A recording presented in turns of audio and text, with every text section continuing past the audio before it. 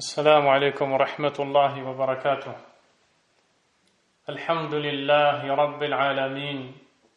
اللهم صل وسلم وبارك على نبينا محمد وعلى آله وأصحابه أجمعين. أشهد أن لا إله إلا الله وحده لا شريك له وأشهد أن محمدا عبده ورسوله صلى الله عليه وعلى آله وصحبه وسلم تسليما كثيرا. أما بعد. Chers musulmans, quand le croyant observe la situation actuelle, quand il entend que le nombre de morts ne cesse d'augmenter, il comprend une des grandes sagesses de cet événement que nous traversons, qui n'est autre que le rappel de la mort. Il se souvient que lui aussi va mourir. En effet, son tour viendra. Son tour viendra d'une manière ou d'une autre. Allah subhanahu wa ta'ala a dit: Aynama takunu yudrikkumul maut walau kuntum fi burujin mushayyadah. Où que vous soyez, la mort vous atteindra, fussiez-vous dans des tours imprenables. Si Allah subhanahu wa ta'ala décide que le serviteur décède dans un endroit particulier, il décrète par sa sagesse et sa puissance une cause qui poussera le serviteur, faible qu'il est, à se rendre vers cet endroit afin qu'il y trouve sa mort qui lui fut décrétée. Personne ne pourra éviter la mort. Allah subhanahu wa ta'ala a dit dans son noble livre: Kullu man alayha fan wa yabqa wajhu rabbika dhul jalali wal ikram. Tout ce qui s'y trouve, c'est-à-dire sur terre, est voué à disparaître. Seul subsistera le visage de ton Seigneur, plein de majesté et de noblesse, subhanahu wa ta'ala. Ce qui se passe en ce moment nous le rappelle. C'est un message qui est on ne peut plus clair, mais au sujet duquel un bon nombre de gens sont malheureusement distraits. Alors qu'Allah subhanahu wa ta'ala, dans son noble livre, nous dit: Kullu nafsin dha'iqatul maut, wa innama tuwaffawna ujurakum yawma al-qiyamah, faman zuhziha 'anil nar wa udkhila al-jannata faqad faz. وَمَا الْحَيَاةُ الدُّنْيَا إِلَّا مَتَاعُ الْغُرُورِ. Toute âme goûtera à la mort, et vous ne serez pleinement rétribués que le jour de la résurrection. Quiconque aura été écarté du feu et introduit au paradis a certes réussi, et cette vie d'ici-bas n'est que jouissance trompeuse. Lorsque l'on entend les réactions des gens et leur crainte à l'idée de mourir de cette maladie notamment ou autre, on se rend compte d'un grave problème, chers frères et sœurs. Faut-il qu'il nous arrive ce genre d'épreuve pour se souvenir que l'on va tous mourir? Ne savons-nous pas que notre mort est inévitable et qu'elle nous arrivera d'une manière ou d'une autre? Ce qui se passe en ce moment ne change absolument rien à cela, ni n'apporte quoi que ce soit de nouveau. Mais ce qui est attristant, c'est le fait de voir que les gens fuient le vrai rappel de la mort, et donc ne se concentrent pas sur la vraie question à se poser, à savoir: comment vais-je rencontrer Allah demain, subhanahu wa ta'ala? Comment vais-je rencontrer Allah demain? Dans quel état vais-je mourir? Ils ne tirent donc aucun profit du rappel de la mort. Les avertissements émanant du Créateur, subhanahu wa ta'ala, sont pourtant éclatants, mais incompris par les cœurs absents, assoupis, ivres, inattentifs et aimant beaucoup trop ce bas monde. Ils sont dans l'insouciance de cette vie d'ici-bas et ne veulent pas se souvenir qu'ils finiront par le quitter, car le rappel de la mort les ramène à la réalité de l'illusion de cette vie à laquelle ils sont tant attachés. Allah subhanahu wa ta'ala nous dit dans son noble livre: وَلَتَجِدَنَّهُمْ أَحْرَصَ النَّاسِ عَلَى حَيَاةٍ وَمِنَ الَّذِينَ أَشْرَكُوا يَوَدُّ أَحَدُهُمْ لَوْ يُعَمَّرُ أَلْفَ سَنَةٍ وَمَا هُوَ بِمُزَحْزِحِهِ مِنَ الْعَذَابِ أَنْ يُعَمَّرَ وَاللَّهُ بَصِيرٌ بِمَا يَعْمَلُونَ. Et certes, tu les trouveras les plus attachés à la vie d'ici-bas, pire en cela que les associateurs. L'un d'entre eux aimerait vivre 1000 ans, mais une pareille longévité ne le sauvera pas du châtiment. Et Allah voit bien leurs actions. Subhanahu wa ta'ala. Même s'ils vivaient autant de temps qu'ils le souhaitent, et plus encore, ils finiraient toujours par revenir à celui qui les a créés, tabaraka wa ta'ala. Le prophète Mohammed, sallallahu alayhi wa sallam, a dit à ses nobles compagnons et à toute sa communauté après eux: Akthiru dhikra hadhimil ladhat. Évoquez abondamment le destructeur des délices. Rappelez-vous très souvent de celle qui viendra briser tous vos délices, tous vos espoirs. Et ce n'est autre que la mort. La mort détruit les délices, brise les faux espoirs. Le rappel abondant de la mort apaise le cœur du croyant, augmente sa foi et enlève le voile de l'illusion, empêchant la personne de cheminer vers Allah subhanahu wa ta'ala et la demeure dernière. Le serviteur sincère se prépare ainsi à la rencontre de son Créateur, cette rencontre qui a tant bouleversé son esprit dans cette vie d'ici-bas, à l'idée de devoir répondre à Allah subhanahu wa ta'ala et de comparaître devant lui. Le prophète sallallahu alayhi wa sallam vit un jour Abdullah ibn Umar. Abdullah ibn Umar a dit: أخذ رسول الله صلى الله عليه وسلم بمنكبي فقال كن في الدنيا كأنك غريب أو عابر سبيل. وكان ابن عمر رضي الله عنهما يقول: إذا أمسيت فلا تنتظر الصباح وإذا أصبحت فلا تنتظر المساء وخذ من صحتك لمرضك ومن حياتك لموتك. Abdullah ibn Umar, qu'Allah l'agrée, a dit: le messager d'Allah sallallahu alayhi wa sallam me saisit par les épaules et me dit: sois dans ce bas monde comme si tu étais un étranger ou un passant. Ainsi Ibn Umar disait aux gens: quand tu es au soir, n'attends pas le matin, et quand tu es au matin, n'attends pas le soir. Prends de ta santé pour ta maladie et de ta vie pour ta mort. L'étranger, mes chers frères, c'est celui qui réside dans un pays qui n'est pas le sien. Il ne s'y est rendu que pour un besoin qu'il attend impatiemment d'achever, afin de regagner sa terre et retrouver le repos et la quiétude.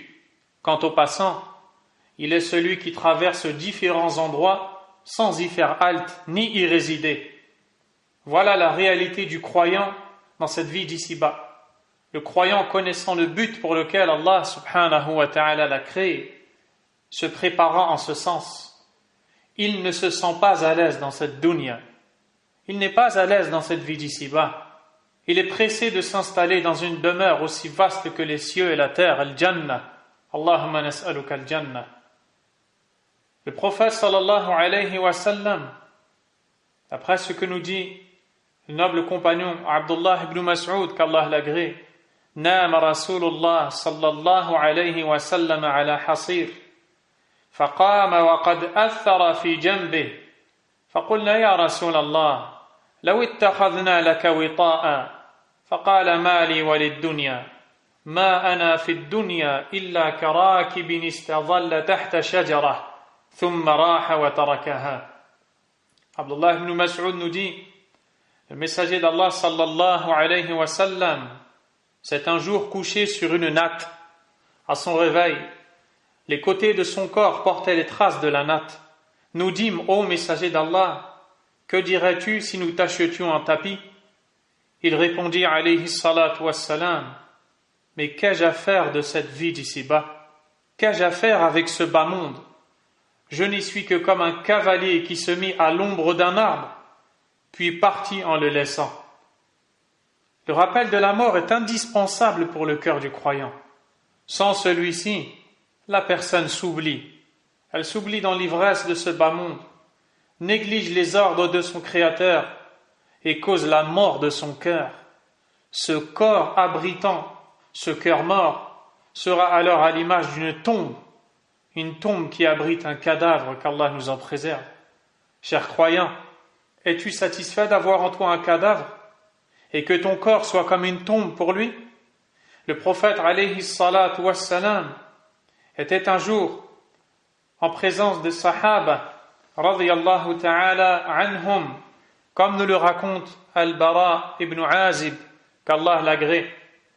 Kunna ma'a Rasulillah sallallahu alayhi wa sallam fi jinaza فجلس على شفير القبر فبكى حتى بل الثرى ثم قال يا إخواني لمثل هذا فأعدوا يا إخواني لمثل هذا فأعدوا.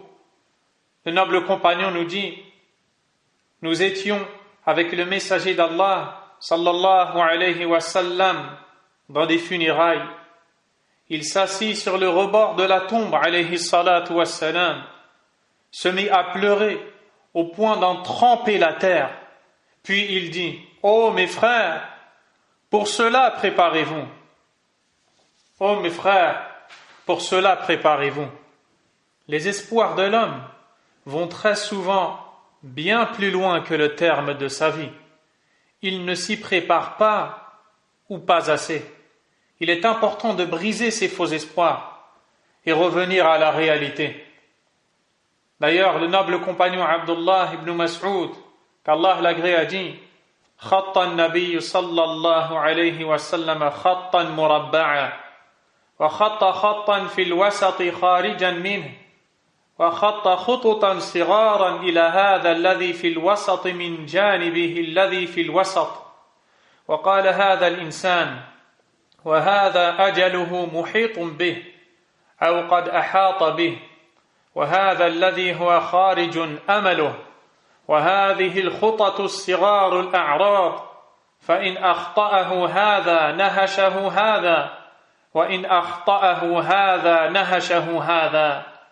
Abdullah ibn Mas'ud radiyallahu anhu nous dit: le messager d'Allah sallallahu alayhi wa sallam traça un carré, il dessina un carré, puis il traça en son milieu un trait qui en sortait.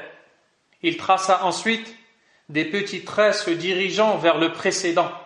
Il dit: tel est l'homme, et ce carré représente son terme, qui l'entoure de toutes parts. La ligne médiane qui sort du carré représente ses espérances. Quant à ces petits traits, ce sont les accidents de la vie qui le guettent. Si l'un d'eux le manque, l'autre le saisit dans ses mâchoires. Le carré, c'est la date de la mort de l'homme, qui est fixée et inévitable, au point où l'homme est encerclé et ne peut la fuir.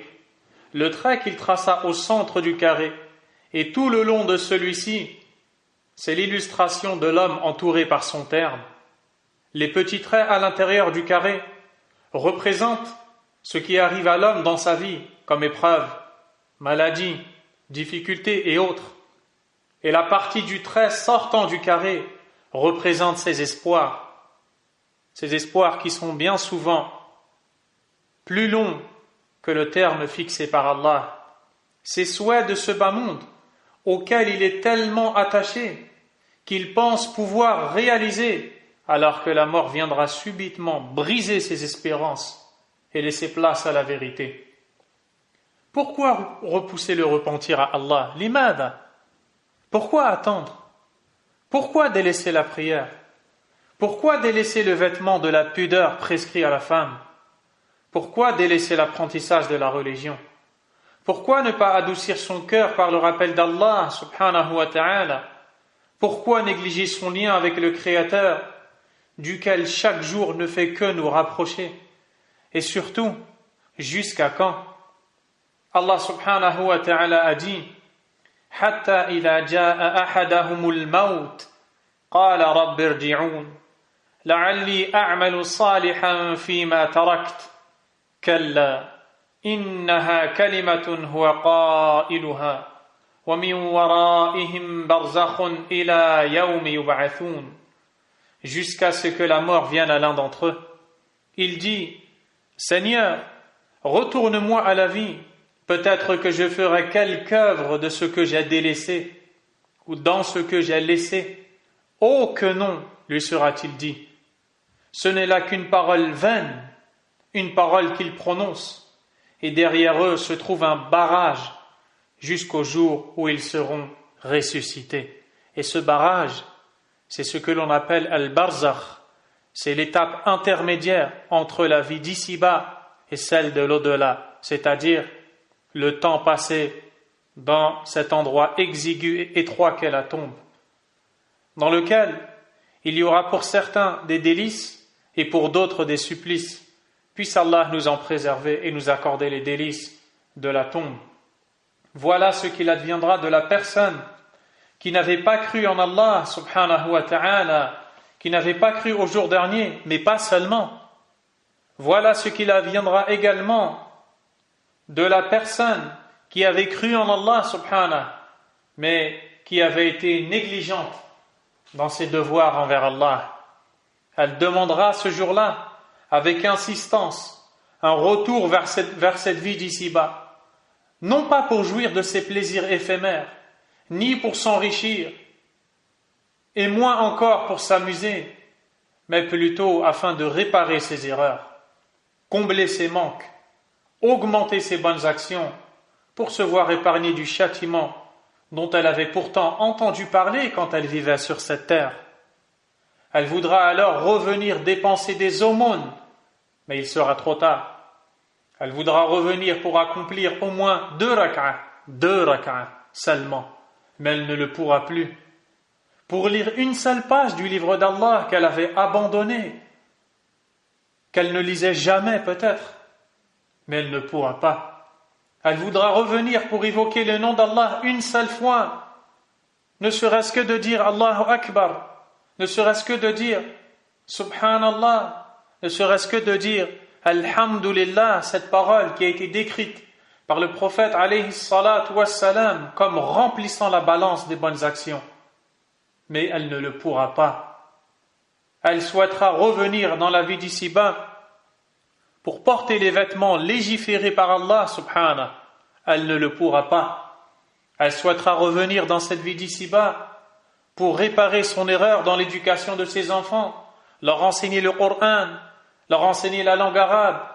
Elle ne le pourra pas. Elle voudra revenir dans cette vie d'ici-bas pour embrasser le front de sa mère. Elle ne le pourra pas. Elle voudra revenir dans cette vie d'ici-bas pour donner des biens qu'Allah lui avait octroyés en abondance. Elle ne le pourra pas. Une sadaqa, elle ne le pourra plus. Wallahu musta'an. Elle regrettera alors tous ces moments de temps libre passés dans cette vie d'ici-bas, dans les futilités, à désobéir à Allah subhanahu. Mais on lui refusera tout cela. Ces gens demanderont un retour tant espéré au moment de l'agonie, au moment du rassemblement devant Allah, au moment de leur comparution devant lui, et même lorsqu'ils seront devant le feu, qu'Allah nous en préserve. Et à chaque fois, le refus leur sera adressé de façon claire et explicite, tout comme dans cette vie d'ici-bas, ils refusaient de se soumettre à Allah Azza wa Jal. Je te laisse maintenant t'imaginer, toi, le faible serviteur, toi, la faible servante. Je te laisse t'imaginer un instant être dans cette situation. Plus personne autour de toi. Aucune aide. Fini les amis. Fini les tromperies. Fini les jouissances éphémères. Seules tes actions t'accompagneront.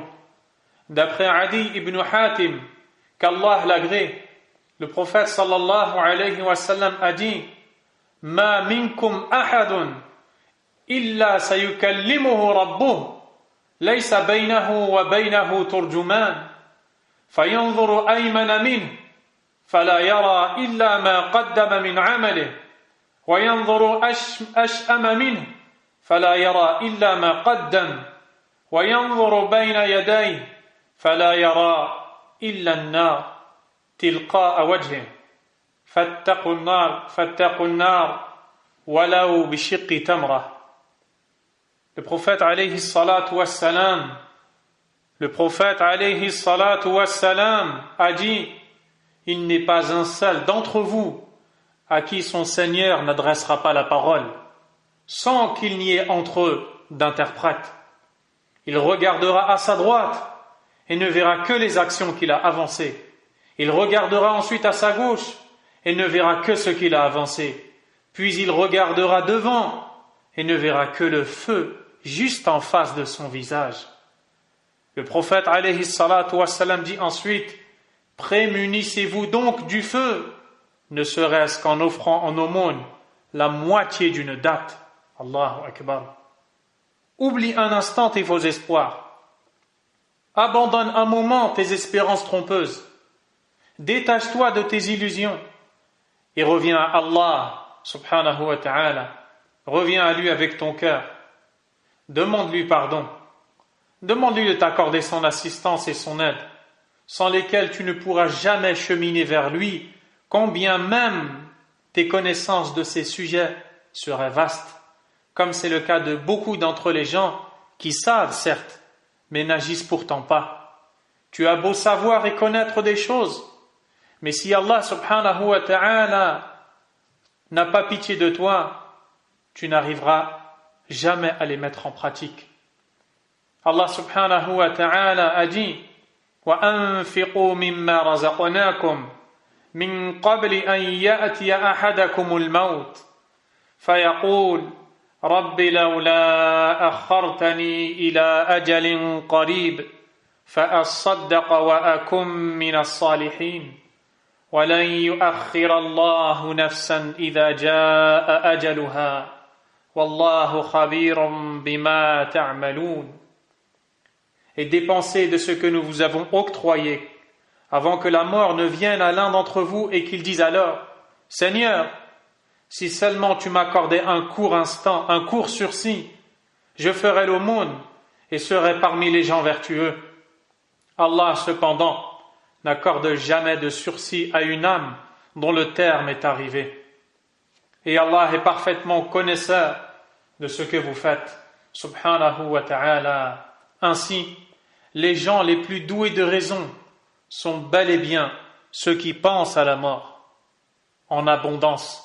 D'ailleurs, Abdullah ibn Umar, qu'Allah l'agrée, rapporte: Anna rajulan qala lin nabiy sallallahu alayhi wa sallam ayyul mu'minina afdal qala ahsanuhum khuluqa qala fa ayyul mu'minina akyas qala aktharuhum dhikran lil maut wa ahsanuhum lahu isti'dada ulaika al akyas.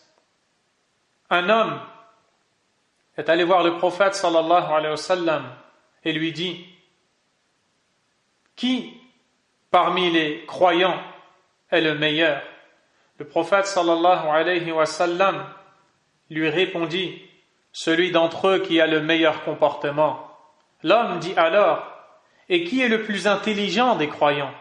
Il répondit: celui d'entre eux qui se souvient le plus de la mort et qui se prépare de la meilleure façon pour ce qu'il y aura après. Ceux-là sont les intelligents.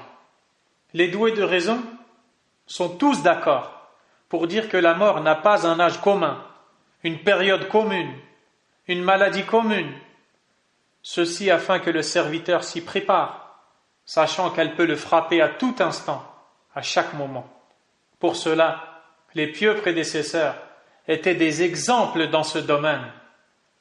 Voici le dénommé Yazid al-Raqashi rahimahullah, qui s'adressant à sa propre personne disait: Wayhak ya Yazid, man dha yusalli anka ba'da al-maut, man dha yasumu anka ba'da al-maut, من ذا يترضى عنك بعد الموت ثم يقول أيها الناس ألا تبكون وتنوحون على أنفسكم باقي حياتكم من الموت موعده والقبر بيته والثرى فراشه والدود أنيسه وهو مع هذا ينتظر الفزع الأكبر كيف يكون حاله ثم بكى رحمه الله حتى سقط مغشيا عليه. Allahu Akbar.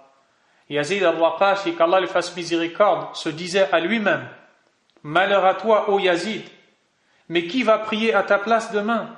Qui va jeûner pour toi? Qui cherchera pour toi la satisfaction de ton Seigneur après la mort?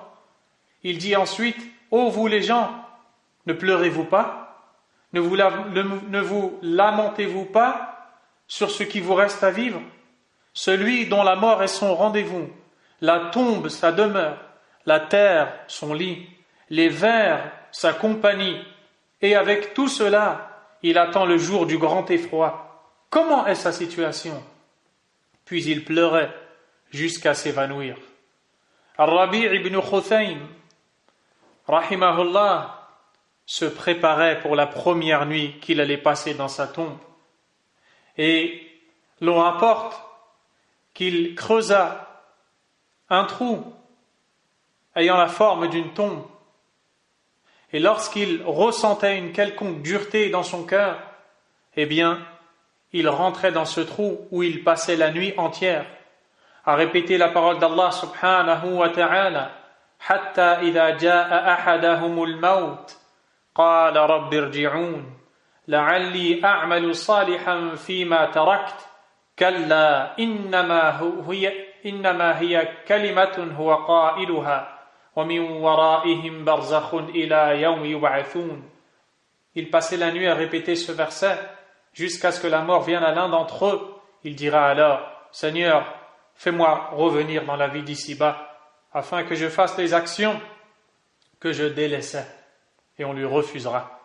Puis quand Rabi' ibn Khuthaym rahimahullah arrivait au matin, il sortait de cet endroit, s'adressant à lui-même la parole, il disait: Allah t'a répondu, qad raja'ta ya Rabi', te voici revenu comme tu le souhaitais, ô Rabi'. Puis on voyait l'effet de cette exhortation qu'il se faisait à lui-même plusieurs jours durant, dans ses adorations, dans les efforts fournis, dans les actes d'adoration. Omar ibn Abdel Aziz, rahimahullah, réunissait parfois les savants avec lesquels il évoquait la mort. Ils évoquaient ensemble la mort, la résurrection et l'au-delà, et ils se mettaient tous à pleurer comme s'ils assistaient à des funérailles. Lorsque l'éminent savant Sufyan al-Thawri, un illustre savant de l'islam, se rappelait la mort, rahimahullah, on ne pouvait plus profiter de sa science pendant plusieurs jours.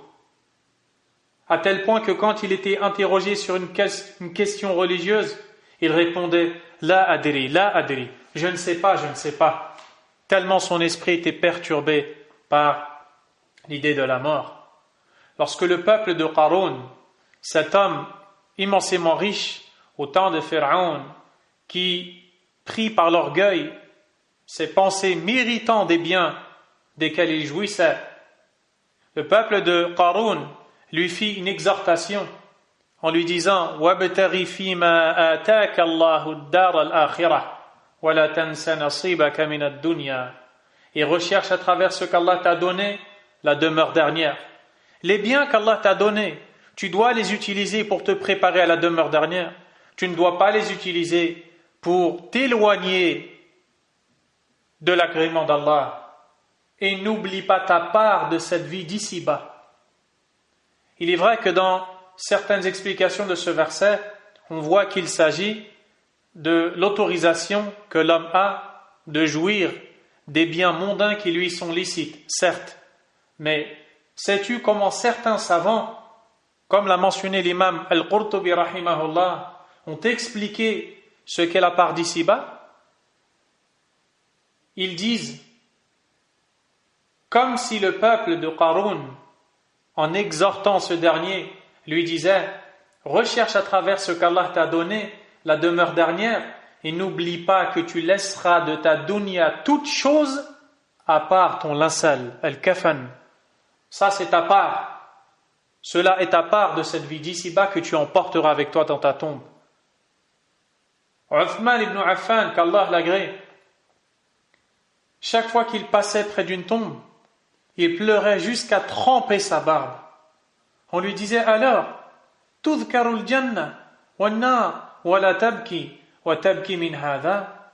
Nous te parlons du paradis et de l'enfer sans que tu ne pleures. Alors que tu pleures pour cela, il répondit: Inna Rasulallah sallallahu alayhi wa sallam qal: Inna al-qabra awwalu manazil al-akhirah. فإن نجا منه فما بعده أيسر منه وإن لم ينج منه فما بعده أشد منه قال وقال الرسول صلى الله عليه وسلم ما رأيت منظرا قط إلا والقبر أفظع منه. Il répondit: le messager d'Allah sallallahu alayhi wa sallam a dit: la tombe est la première étape de l'au-delà. Quiconque est sauvé de ses affres trouvera tout ce qui viendra après plus facile, et quiconque n'en est pas sauvé trouvera ce qui suivra plus difficile. Le messager d'Allah sallallahu alayhi wa sallam a dit: je n'ai jamais vu une chose terrifiante sans que la tombe ne soit pire encore. Allahu Akbar. Pour cela, le prophète alayhi salatu wassalam nous encourageait à la visite des tombes et disait aux compagnons: Zurul qubur fa innaha tudhakkirukum al-akhirah.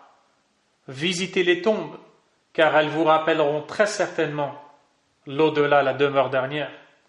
Parmi les remèdes contre la dureté des cœurs, le fait de délaisser les péchés, en écoutant les exhortations, en s'asseyant dans les assises de science, en lisant et en écoutant les récits des pieux prédécesseurs et leur état au moment de la mort notamment, le fait de se rappeler abondamment de la mort. Safiya bint Umar rapporte: une femme vint se plaindre auprès de Aïcha, qu'Allah l'agrée, de la dureté de son cœur, et elle lui dit: souviens-toi abondamment de la mort, et ton cœur s'adoucira. Elle le fit, son cœur s'adoucit, et elle revint remercier Aïcha radiyallahu ta'ala anha. Également le fait d'assister si possible à l'agonie d'une personne, ainsi que la visite des tombes, même pas n'importe quelle visite, la visite consistant à se rappeler qu'un jour notre tour viendra. As-salaf as-salih, les pieux prédécesseurs, lorsqu'ils étaient dans des funérailles ou lorsqu'ils enterraient une personne, ils pleuraient tous. On pensait qu'ils pleuraient pour le défunt, alors que la réalité était tout autre. Chacun pensait à son sort et pensait et pleurait à l'idée de ce qu'il adviendra de sa personne. Souviens-toi comment est mort ton prophète Muhammad alayhi salatu wassalam. Aïcha, qu'Allah l'agrée, nous dit: le prophète sallallahu alayhi wa sallam avait près de lui une outre, un récipient contenant de l'eau. فَجَعَلَ يُدْخِلُ يَدَيْهِ فِي الْمَاءِ فَيَمْسَحُ بِهِمَا وَجْهَهُ وَيَقُولُ لَا إِلَهَ إِلَّا اللَّهُ إِنَّ لِلْمَوْتِ سَكَرَاتٍ ثُمَّ نَصَبَ يَدَيْهِ فَجَعَلَ يَقُولُ فِي الرَّفِيقِ الْأَعْلَى حَتَّى قُبِضَ وَمَالَتْ يَدُهُ. Il se mit à introduire sa main dans l'eau et à ses deux mains dans l'eau et à essuyer son visage en disant: La ilaha illallah, nulle divinité ne mérite réellement l'adoration excepté Allah. Certes, la mort a ses affres. Le prophète alayhi salatu wassalam n'a pas échappé aux affres de la mort. Ces affres dont Allah azza wa jalla nous parle lorsqu'il dit: وَجَاءَتْ سَكْرَةُ الْمَوْتِ بِالْحَقِّ ذَلِكَ مَا كُنْتَ مِنْهُ تَحِيدُ وَنُفِخَ فِي الصُّورِ ذَلِكَ يَوْمُ الْوَعِيدِ وَجَاءَتْ كُلُّ نَفْسٍ مَعَهَا سَائِقٌ وَشَهِيدٌ لقد كنت في غفلة من هذا فكشفنا عنك غطاءك فبصرك اليوم حديد. L'agonie de la mort fait apparaître la vérité. Voilà ce dont tu t'écartais, lui sera-t-il dit. Et l'on soufflera dans la trompe. Voilà le jour de la menace. Alors chaque âme viendra accompagnée d'un conducteur et d'un témoin. Tu restais indifférent à cela. Eh bien, nous ôtons ton voile. Ta vue est perçante aujourd'hui. L'insouciance a disparu. Elle a laissé place à une vue perçante de la réalité, de la destination de la personne. Abdullah ibn Mas'ud, qu'Allah l'agrée, disait: la mort suffit pour exhortation, la certitude pour richesse et l'adoration pour préoccupation. Anas radiyallahu anhu disait: je vous informe de 2 jours dont les créatures n'ont jamais vu de semblable. Le jour où te viendra l'annonciateur d'Allah avec la satisfaction ou le courroux, et le jour où tu te tiendras terrorisé quant à savoir si tu prendras ton livre de la main droite ou de la main gauche. Abu Darda, qu'Allah l'agrée, disait: la mort suffit à exhorter, le temps suffit à distinguer, aujourd'hui parmi les vivants, demain parmi les morts. Le croyant n'a pas de repos avant la rencontre d'Allah, disait Abdullah ibn Mas'ud radiyallahu ta'ala anhu. Al-Hassan al-Basri rahimahullah disait: que penses-tu du jour où ils se tiendront sur leurs jambes pour une durée équivalente à 50 000 ans sans rien manger ni boire, jusqu'à ce que leur cou se brise de soif et que leur ventre brûle de faim? On les amènera alors vers l'enfer, où on les abreuvera d'une source bouillante. Wallahu al-musta'an. Ahmad ibn Harb rahimahullah disait: on peut préférer l'ombre au soleil, puis ne pas préférer le paradis à l'enfer. Allahu Akbar. Taous étendait son lit, s'y allongeait, puis se retournait à la manière du grain dans la poêle, puis il s'immobilisait, se redressait et se tournait vers la qibla jusqu'au matin pour prier. Il ne trouvait pas le sommeil, et il disait: le souvenir de l'enfer a fait voler en éclats le sommeil des adorateurs. Demandons à Allah subhanahu wa ta'ala de faire vivre nos cœurs, de les adoucir, de les apaiser par son rappel, de nous accorder l'épanouissement, la joie se manifestant dans la soumission à Allah subhanahu wa ta'ala, l'obéissance à ses ordres, le délaissement de ses interdits. Ceci afin que nous ne soyons pas du nombre des gens qui regretteront lorsque la mort arrivera à l'un d'entre eux. Qu'Allah nous en préserve. Nous demandons à Allah azza wa jal de nous guider dans son droit chemin et de faire que ces rappels et exhortations soient des plus bénéfiques, à l'image de la nourriture pour le corps, mais qu'elle soit une nourriture pour le cœur et pour l'âme. Nous n'oublions pas d'invoquer Allah subhanahu wa ta'ala en la faveur de nos frères et de nos sœurs touchés par cette maladie qui sévit. Certains d'entre eux nous ont quittés, d'autres sont vivants. Nas'alallah an yashfiyahum. Je citerai certains noms qui me viennent à l'esprit, dont on m'a informé qu'ils sont malades. Le frère Mourad Oukaz, le frère Mourad Qasmi, le frère Niyaz, ainsi que son épouse, le père au frère Abou Bakr de Sergi, l'oncle ainsi que la tante de notre frère Farid, et tous nos autres frères et sœurs qui sont touchés par cette maladie ou autre. Nas'alullah tabaraka wa ta'ala bi asma'ihi al-husna wa sifatihi al-ula wa bismihi al-a'zam alladhi idha du'iya bihi ajab wa idha su'ila bihi a'ta an yashfiyahum shifaan 'ajilan ghayra ajil. Allahumma shfi mardana ومرضى المسلمين. اللهم من كتبت لهم الموت فاجعلها شهادة، اللهم أدخلهم الجنة. اللهم نسألك حسن الخاتمة والثبات على الإيمان. اللهم اجعلنا من الناصرين لكتابك وسنة رسولك صلى الله عليه وسلم. سبحانك اللهم وبحمدك، أشهد أن لا إله إلا أنت، أستغفرك وأتوب إليك. السلام عليكم ورحمة الله وبركاته.